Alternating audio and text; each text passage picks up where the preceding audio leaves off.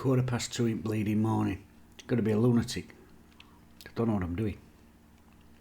Anyway, Wednesday against Lincoln City. I thought I'd be saying that in a league game.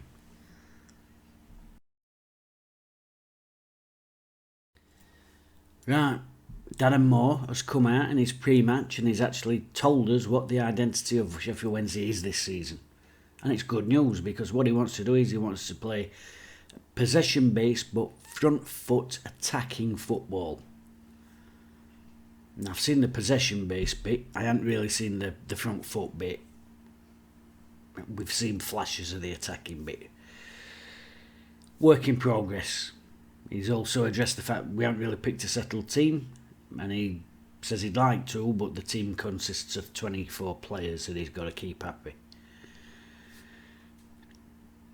But let's stick with it. That's what he wants to do. And what's the old saying? Rome was not built in a day. I'm a bit concerned though because he used them two phrases that I mentioned. I think it was after the Oxford game. Plymouth game. I probably mentioned it after quite a few games. DNA and philosophy.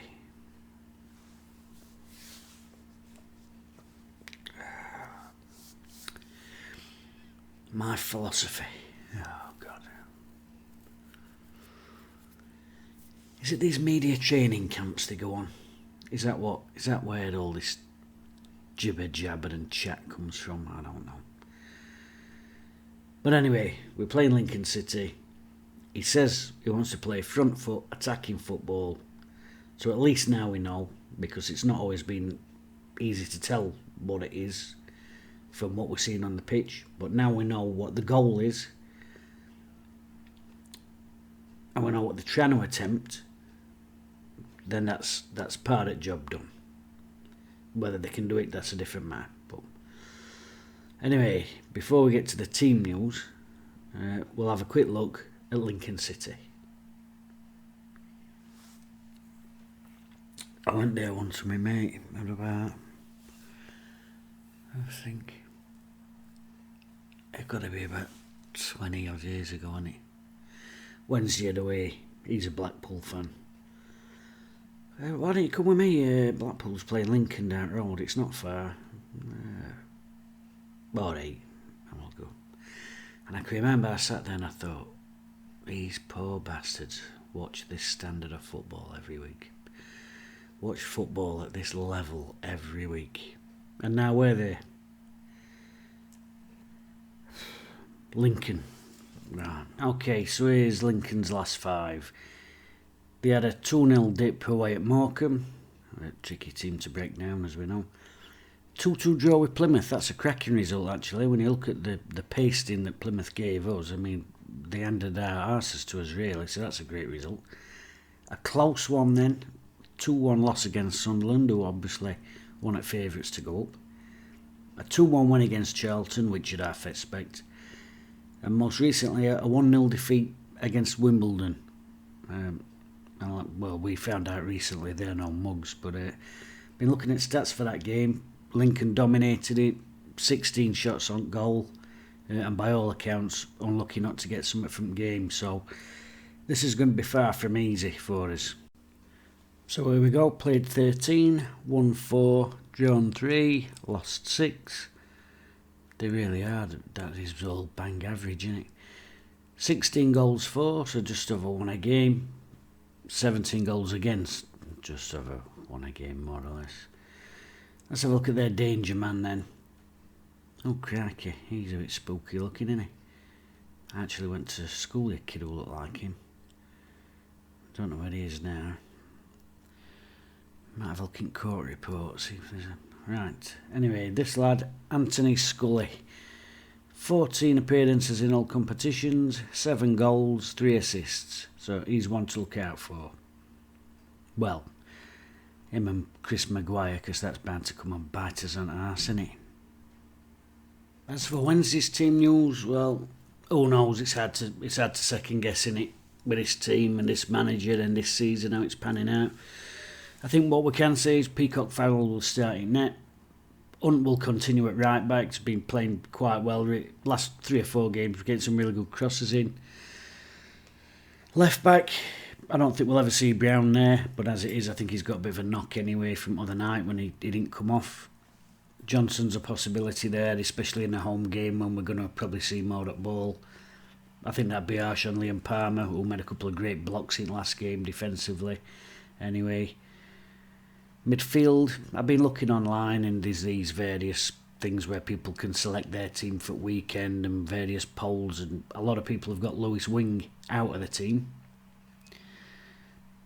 I think people have been watching cartoons if they think he's not going to play. I do honestly. I'm 100% he'll play tomorrow. I'll stand hanging if he ain't. He's not been playing great.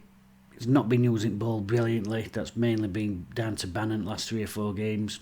But I said it in one of post-match videos. If you watch the work that he does off the ball, he's getting into the box a hell of a lot and getting on the end of things. He's heading it straight into keeper's hands. He's heading it over at bar, he's blazing it over at bar, he's drilling it straight at keeper, he's putting it wide, but he's a central midfield player making that spare man in box and getting there, and he is actually, to be fair to him, getting on end of things. So Dan and Moore will pick him tomorrow. I've got absolutely no doubt about that. And you know what? If he does get on end of something again and he scores a goal, might do his confidence world of good, because although we haven't seen it yet, there is actually a good attacking midfield player in there. So hopefully today,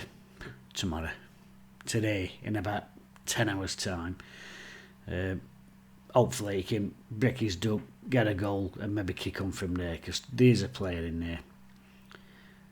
4-4-2, 3 at back, who really knows what's happening there? We're down to 2 proper centre halves, aren't we? So I could see him going with a 4. It would make sense to me. Will he? I don't know. I think we'll probably see Palmer at left centre half again. But at least that means we can play 2 up front. And I do like 2 up front. Will Patterson continue? Not his best game in week, Patterson. But to be fair to him, took a right elbow after about 30 seconds, which referee didn't see. I don't know how he didn't see it. Maybe a minute after that, somebody gets him in an headlock and throws him to the floor. Referee again don't see it.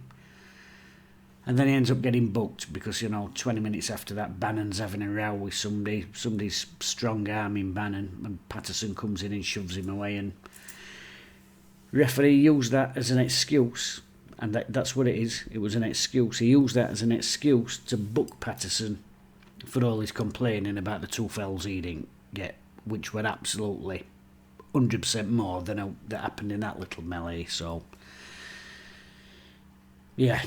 Gives refs an excuse in this division and they'll be looking for you. And he did that. He won a few good flick-ons and I thought there were a few little signs with him and Gregory, but I've got a feeling we might see it mixed up. Today, I think Berahino might get a start. I think he'll try and use his pace to get him behind. I don't know what's happened to old Canberra, with his 1-2 record. Maybe we'll see him off bench. As far as results go, these aren't a great side who's pulling any trees up, but then neither are we, so I'll take any win.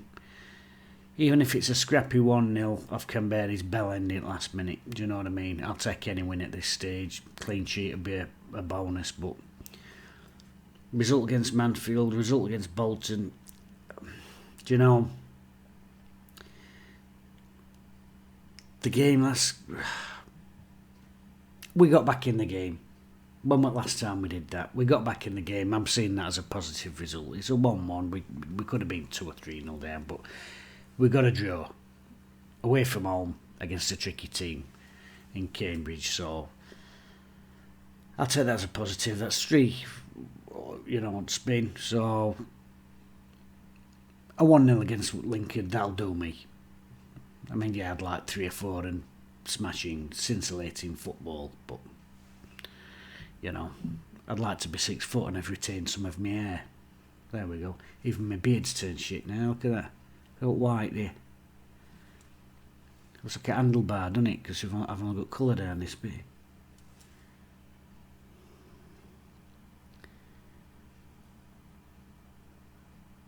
And I'm back at work in 3.5 hours. Woo! Okay, no.